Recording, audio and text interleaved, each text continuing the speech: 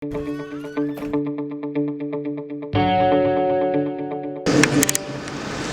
very proud to present the Moroccan private sector to this 14th edition of the US-Africa Business Summit under the high patronage of His Majesty King Mohammed VI and Governor of Ireland. My warmest thanks to the Corporate Council on Africa for choosing Morocco and the beautiful city of Marakesh to hold this important forum that gathers all American and African stakeholders around a stronger win-win and renovated US-Africa economic trade partnership. Referring to the eloquent topic given to this edition, building forward together, makes perfect sense considering the challenging global context. Joining our forces through dialogue and cooperation is indeed essential to our representative countries' growth and prosperity, but also to face uncertainty. It is actually the only way to have visibility. Ladies and gentlemen, it goes without saying that the COVID-19 took its toll on the world economy, and the African economy was not spared. The pandemic generated the deepest global recession in decades, despite the tremendous effort of governments to counter the shock. I would like to seize this opportunity to commend the strong health cooperation between African countries and the US support in the fight against COVID-19. This sense of solidarity should be reconfirmed now in the economic field. While the world is yet to fully recover from the socio-economic impact of the pandemic, the Russia-Ukraine conflict brought all the major economic threats and has unprecedented rise of inflation and the depression of food, energy, and major commodity prices. According to the World Bank, global growth is expected to fall from 5.7% in 2021 to 2.9% in 2022, significantly lower than 4.1% that was anticipated in January. This situation could be a major threat to the effort undertaken by developed countries like the USA to build a resilient economic recovery and to relocate value chains. It could also compromise the outstanding progress made by the African continent in the last 2 decades. Excellencies, distinguished guests, ladies and gentlemen, the best time to provide that is now. If there are still doubts and questions about Africa's and Africans' ability to be at the center of the recovery dynamic, and the new industrial value chains, I will try to answer them with facts. Enabled by quick technological change and demographic transition, the continent enjoys a huge business potential that unfortunately remains underestimated. 1 in 4 citizens of the world will be African by 2050, representing a buying force of 2.5 billion consumers. Half of this population will be under 25 and very well connected.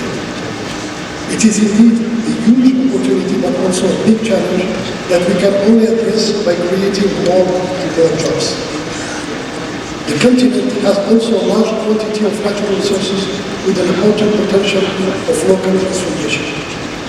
These assets make Africa not only very competitive, but the continent of the future. Especially if you take into consideration the implementation of the African continental free trade, which provide immediately access to a market of 1.2 billion consumers. This free trade area will connect African market, knowing that trade between African countries only represents 16% of Africa's export trade. It will also accelerate the construction of new complementary industrial ecosystem linked to global value chains. Speaking about value chains, I believe that we should operate a shift in paradigm in identifying the wide complementaries between African countries as well as between the United States and Africa, and start thinking beyond the made in Africa to build together the made with Africa. This dimension needs to be largely discussed. We will make sure to address it in detail this afternoon during the roundtable organized by session. Ladies and gentlemen, building forward together means looking in the same direction and sharing the same ambitions.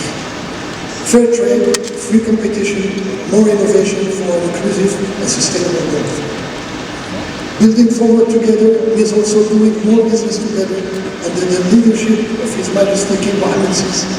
Morocco was a pioneer in believing and investing in Africa, in multiple sectors: banking, insurance, infrastructure, real estate, energy, agriculture, with local actors and partners. Along with the public sector, private companies have indeed an essential role to play in solving Africa's biggest challenge, such as energy, food security, education, digital transformation, and health. Moroccan companies are ready to work hand in hand with American and African partners in order to accelerate this dynamic.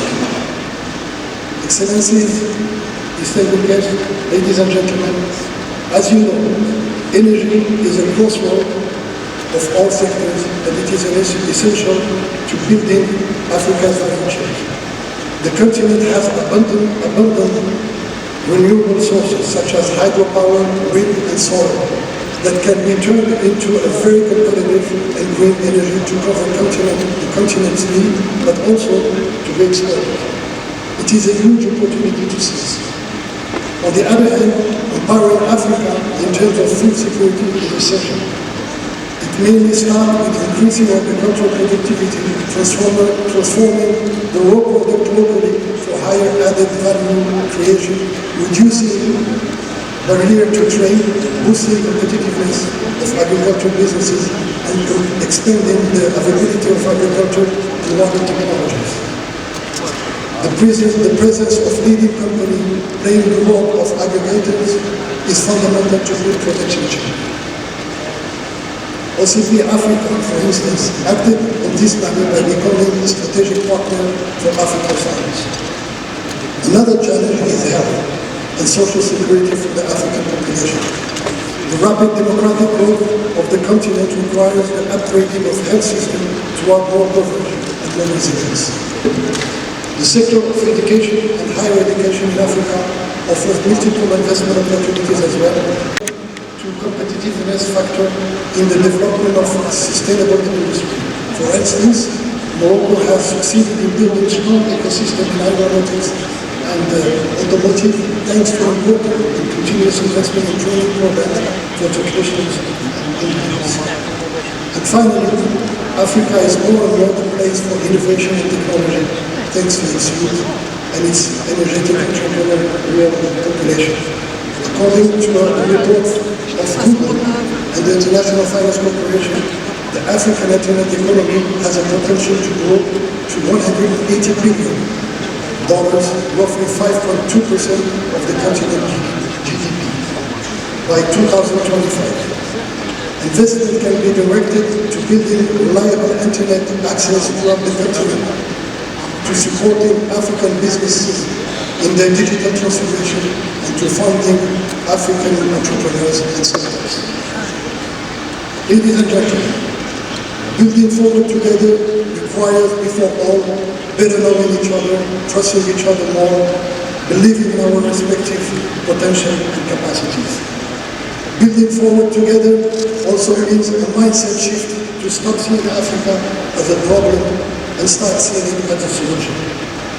I truly believe that this is the basis for a 21st century US-Africa economic partnership.